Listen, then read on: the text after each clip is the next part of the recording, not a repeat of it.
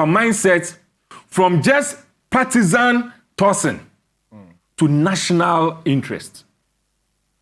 Having said that, Captain Endra, me follow mo interview amoyeye. Kakra. Why asem? In fact, me follow Anopano. Now my busy kakra, me follow to a little extent. But it was so much of interest to me that enyumena me do fear no. And sana me babeda no. Me call over on Facebook. I share from A to Z and sana me da. In other words, me share program no 2 times. And I couldn't believe certain things that I was hearing. From a gentleman called Angel something. Kabonu. Look, first and foremost, what are we talking about here? Yes, say an appointment has taken place. And you know, a group and our leadership of the Ghana Teachers Association, right? Almost declared strike. What is the basis for the strike? The basis is that appointments, in his own words, the person that has been appointed, is not one of their own. And they are going on strike. That's the base. That's the trash of it. Now, I know, sir, if you want to engage in anything that has to do with industrial activities, particularly industrial striker, you must make sure, sir, your foundation is built on law or legality. And you go on strike because legally you have the right to go on strike. And the first question I'm saying is, sir, issue are raising for which they are going on strike. And I know they've declared strike. Where is it grounded legally? I was referred to the Constitution on how appointments of Director Generals are supposed to be done, with particular reference to Article 195. And it tells you clearly how it is supposed to be done. Indeed, me hear a little check on how the the Director General currently was appointed.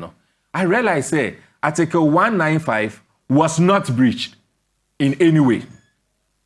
So I again decided, and let me find out if there are even bylaws.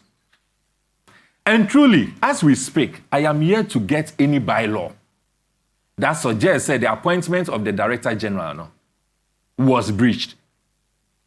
But you see, you ask yourself a question. The union leaders, particularly Angel and then the lady you interviewed, Onua or so. Abigail. And I'm sure the likes of them, they have the same thinking. They are teachers. Now, the question I'm asking is, how can someone who is supposed to be teaching our children and be telling our children to follow the law and do the right things, decide, they will frown or they will close their eyes on the same laws? What are they teaching our children? But again, I am not so surprised because I have also followed the leadership of the teachers for a while now. And my conclusion has always been that, and yesterday my conclusion was, reaffirmed. Said the leadership of the teachers now, they seem not to have their priorities set right. Oh. They seem not to have their priorities set right. Me say, Onua, they seem not to have their priorities set right. Let me give you a typical example. And yet these people, they were following the government, fighting over something called Kula. Cost of what? Living allowance. Wrong priority. Do you know the meaning of allowance?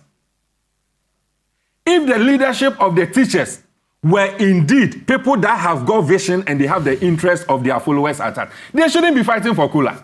They should be fighting for increment in salaries. Which will remain permanently. It will remain one permanently. It will reflect in their pension when they go on pension. Even with the Kula, when we say before the Kula was approved, the amount which you were asking for, no, not inflation, not swallow. It doesn't make sense. Me say it was a wrong starter. Ab initio, it was a wrong move. You in this time fighting for allowance. The question is this: Article 71 holders. What's any of them fighting for allowance before? Baby, hey, common sense. What to say? Anyone from the Flagstaff House is fighting for allowance before? Debbie, I know you're here from common. So if you are teachers and you are, was he the one saying, say, we don't have to remain as a what do you call? Yesterday he made some comments in the Ebeba meeting.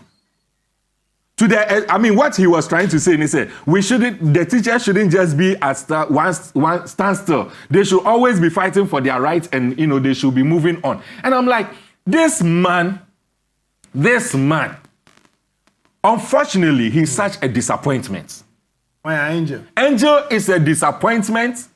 And yesterday, after listening to him and referring to time and not all fighting for a so-called allowance, instead of fighting for the increment in salaries of his workers, I said to myself, I think these teachers themselves, they are not aggressive enough. They don't know even what they do. Look, if I was a member of this man's group, Inca, right from that Kula expose till yesterday, Inca, I will mobilize my people. We will rather have a strike action against him. And make sure, Obe resigning from that position. Why? That position, so is it a permanent thing? Teachers to go on strike, NAGRAT to go on strike. NAGRAT should go on strike against Angel Kabonu, because Angel Kabonu doesn't know how to think outside the box. You call him an entity. You are non-entity. He doesn't know how to think outside the box. You are non-entity speaking nonsense. And I'll come to that. Okay. He doesn't know how to think outside the box. That today, you are here talking about allowance, fighting for allowance. Yebeda Soria, who declares strike and saying, what is the meaning of the strike? The strike is simply because the appointment of someone is not one of your own. You don't understand because you're non-entity. Teachers who are supposed to teach our children and let our children know what is called critical thinking. Let me tell you what critical thinking is. Critical thinking is when I decide to put you in a position, not because you are one of my own, but because you are competent. You are a non-entity. That's why I think about critical thinking. You are talking If a teacher, a leader who is leading teachers who are supposed to form the mindset of our future leaders, can tell us that appointment of someone should be done not based on competence, but because that person is one of their own, we are doomed in this country. And our future is doomed. Okay. And he was confident enough to come on air and say, because now people are raising issues and his colleagues are here talking about issues and he was falling. He couldn't make arguments based on issues. No, all he could do was to reduce it to insult and personal attack.